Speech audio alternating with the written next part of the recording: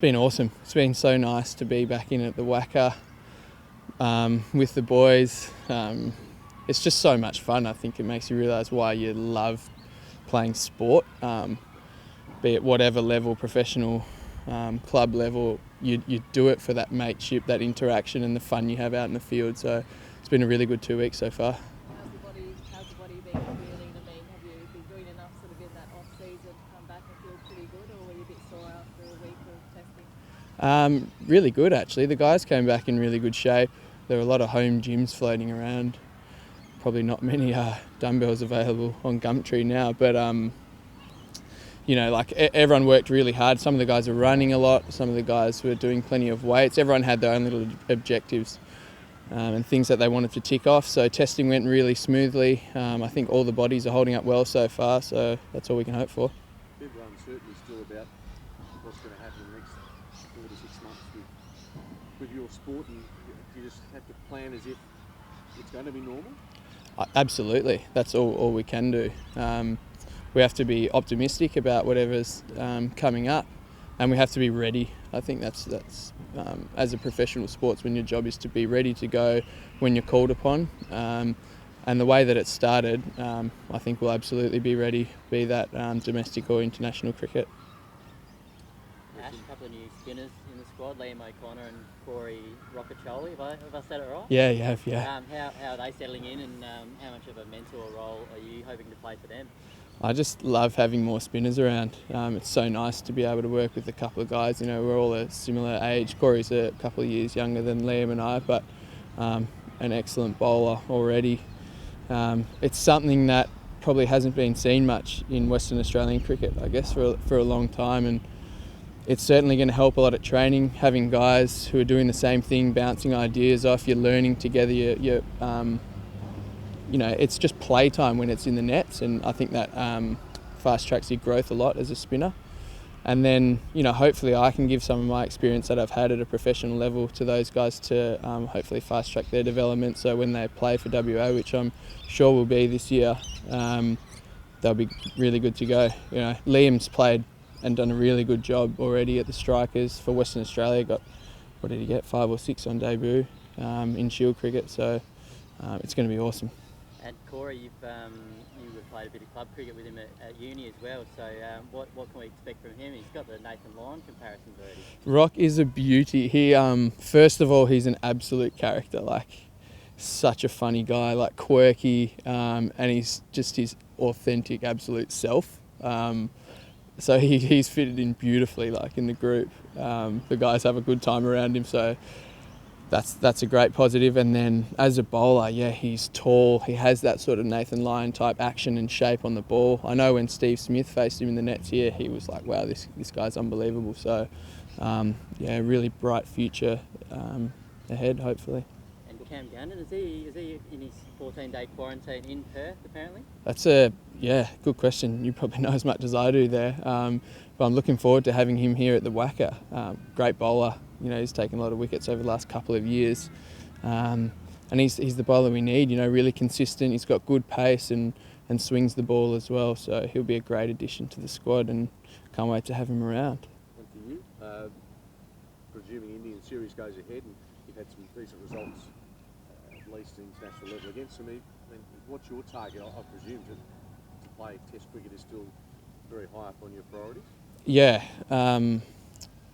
it's hard. I always sort of give the same answer when I get asked that question. I'm trying to do the best in whatever game or whatever training session is in front of me, and when I really stick to that and don't go away from that, that's when I end up playing really well. So that's my number one focus, is to just have a great attitude to whatever is right in front of me. So 5 minutes ago that was my weight session, I guess, but and then hopefully that leads to playing more international cricket, which is the ultimate goal. I obviously haven't played a lot of Test cricket, but I've loved the limited experience that I've had, and when the opportunity comes for 2 spinners to play, I have to be realistic about it. Gazza is the premier spinner in the world. So when the opportunity comes for 2 spinners to play, or something happens to him, I just have to be playing well enough and in the right space to fill that role. Just when it comes to the new rules under the new conditions in cricket, I'm presuming you're aware of the saliva on the ball, and they're going to be penalties, I believe, moving forward if it's overused. Have you got a beat on how that might play out? I have no issues with it. I think there's some smart people out there who know a hell of a lot more than us cricketers do. And it's their job to make those calls for a reason. I think if it's in the best interest and the safety and health of the playing group, then that's what's good for world cricket. So no issues with that at all. I suppose the fast bowlers might be a bit more protest up or two as opposed to a spin. Is that a fair call? Maybe it'll bring me into the game more. They're shining the ball, might rough the ball up, stop swinging. I get a bit more of a bowl, especially out here. So less saliva the better. Nah, but seriously, it'll be interesting. Whether it really makes so much of a difference, the saliva to just shining it on your pants, I don't know how much of a difference that's going to make. Time's going to tell. That's an interesting one and something I'll probably look at pretty keenly.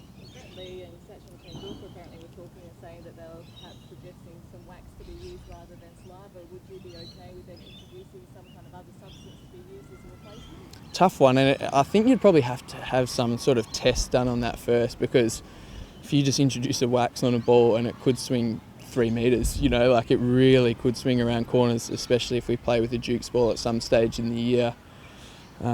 So that's one that'll probably have to be tested and then brought into the game. But if it works, it works, and if it's the health and safety and safe option, then maybe that's the thing to do. How have you been as a player? I mean, obviously a lot of negotiation going on with Cricket Australia. Are you frustrated as a player that there sort of hasn't been a consensus reached? Or what is it like being in this environment at the moment with that sort of hanging over your head?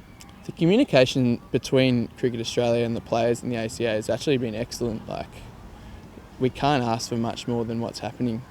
So I think that's in a really positive space. A few years ago there was a fair bit of friction there, and I don't think that's really good for anyone, especially the fans, who want to have Australia as their team and, a responsible team where everything's running sort of smoothly. So in a time like this, for that to be going nicely is really important, and that's what's happening.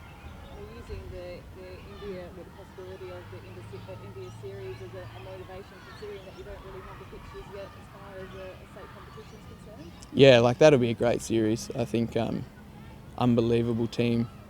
People love watching that. There's a lot of hope that comes with that series for billions of people really. So that's all we can look forward to, whatever cricket is coming up. And just finally, Mitch Marsh touched on it last week, but just as far as Cameron Green and Jason Berendorf with their recovery, how have they been over the last week? They seem to be going pretty well.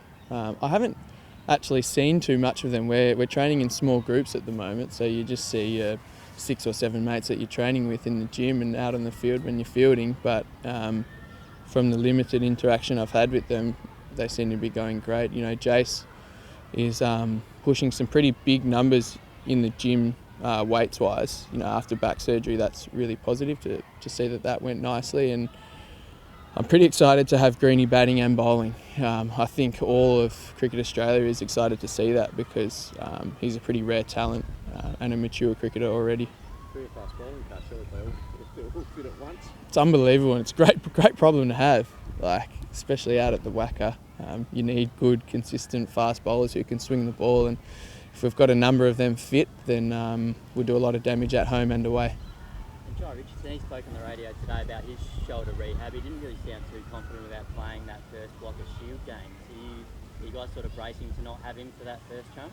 I think so, yeah. Jai will probably be really honest about it. He's been through shoulder surgeries before, and they're no fun. A lot of us have. I've had 2, and they can be quick or they can take a bit longer than expected. I saw him in the gym just earlier, and it's actually going pretty well for the surgery that he had, and there was a fair bit of damage in there, I think. So for him to be going the way he is this early on, it could get better exponentially. So we'll just wait and see. You feel like you've got the fast bowling depth to cover him? I guess the squad all depends on a lot of injuries right now. Yeah, well, there's a lot of guys fit at the moment, and I think that will be fit, for the start of the Shield season. And with Gano coming over, that's a big plus. That just adds a bit more depth to that fast bowling unit. And we've got 3 spinners here now, so there you go.